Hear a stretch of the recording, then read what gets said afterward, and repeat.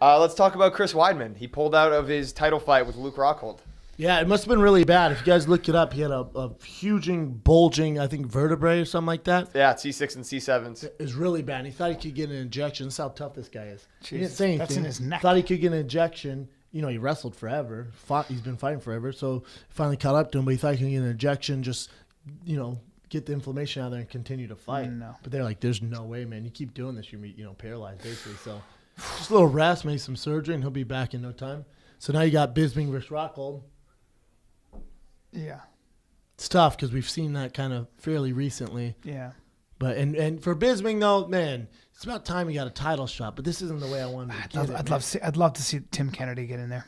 That ain't happening. You can't be as outspoken as Tim Kennedy and get a title shot. Plus, he lost his last fight, so it doesn't make sense. He did lose his last fight. He's not around anyway.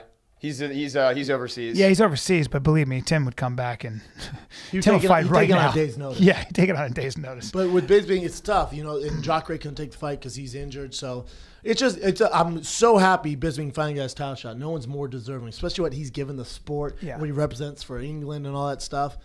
But on, 12-day notice?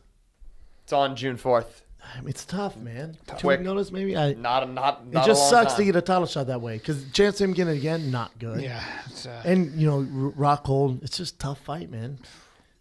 I don't see that card doing well number wise. Hey, Luke, please don't kick him on that side of the head. He needs that eye. Well, last time he kicked him in the head and choked him out. Yeah. Hit him with that one-arm guillotine. I remember that. Yeah, one-arm guillotine. And then who's the co-main event?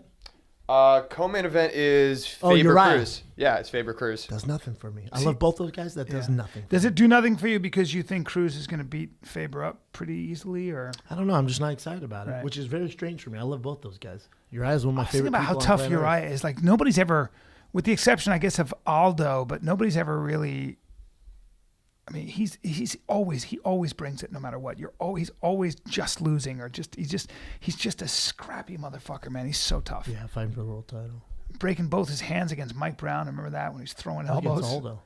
Well, Mike Brown, he broke both his hands. He was throwing elbows, that's right. Yeah, and he was throwing these crazy. And I said to him, I go, had you ever done that? He goes, not really. He goes, what else I was just throwing my elbows. I was like, God damn. I don't know why, but for whatever reason, I'm not excited for that one. I don't know why. Because they've been, probably just because they've been promoting that rematch for years and just injuries keep delaying it. TJ Dillashaw, Dominic Cruz is sick. Yeah.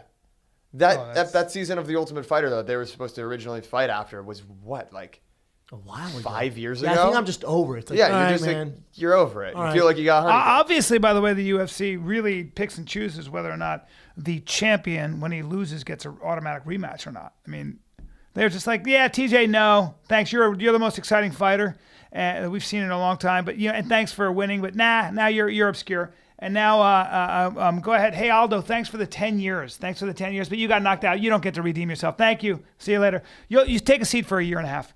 And then I guess Weidman, Rockhold. Yeah, let's do him. Let's do them, though, again. There's no consistency. Well, you're shooting a show with Dana White. Maybe tell him in person. I'm going to. You're not going to do shit. I'm actually going to ask him I guarantee. Well, I swear to God. Not like that. Excuse me, sir. How do you decide the title fight? I'm helping Dana White. He's going to tell you, and you're going to go, yes, sir. I'm helping Dana White and Matt Serra and what's his name? Nick the Tooth, Nick who the I Tooth, love. Do stand-up. I love Matt and Nick the Tooth. Yeah, I'm going to help them do stand-up. They asked me to come for the show. I'm looking for a fight. Looking for a fight. Yeah, Brian's doing that. Oh, you are? Yeah. But the thing is... That's right.